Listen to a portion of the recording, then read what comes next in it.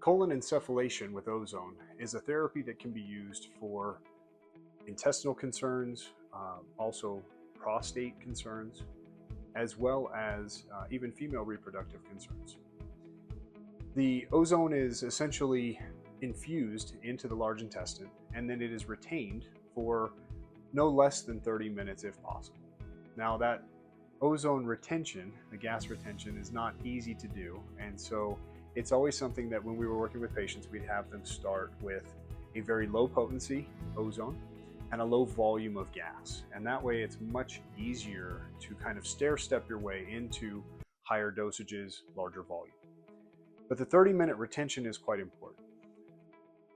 Recently, there's been studies that have been published about how the intestines absorb oxygen. They can work as a separate set of lungs, so to speak. And a lot of this research started coming about during COVID or around 2020, 2021, because of the nature of that particular virus. And what they started finding was that the oxygen absorption through the intestinal membrane is quite profound. So when you're infusing ozone oxygen combination, the ozone gas takes time to absorb through the intestinal membrane. But once it does, it actually enters into the bloodstream and it goes systemically throughout the body. Now, what's neat about that is it also diffuses through the intestinal wall into the pelvic floor. So any of the tissues that are in that surrounding area are going to be receiving ozone as well.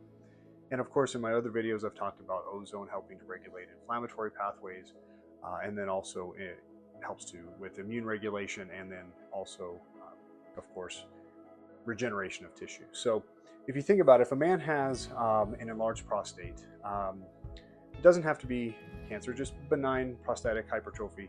So enlarged prostate, difficulty urinating, perhaps even erectile dysfunction.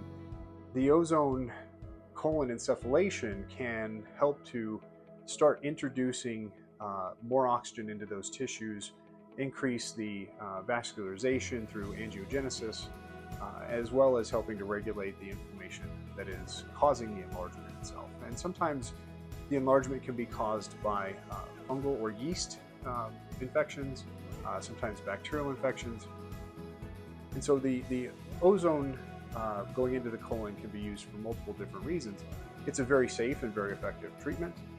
And if you haven't heard of it before, it's something that can be done in a clinic, but it's also something that can be done at home in a much more comfortable environment. So just remember, if you're going to do it, start off small potency, low volume, and then gradually work your way up. But make sure to retain for no less than 30 minutes to ensure 100% ozone absorption. The only thing that's going to remain afterward to pass is just going to be pure oxygen, which the ozone is diluted into, of course, during production. So give it a try if you're interested.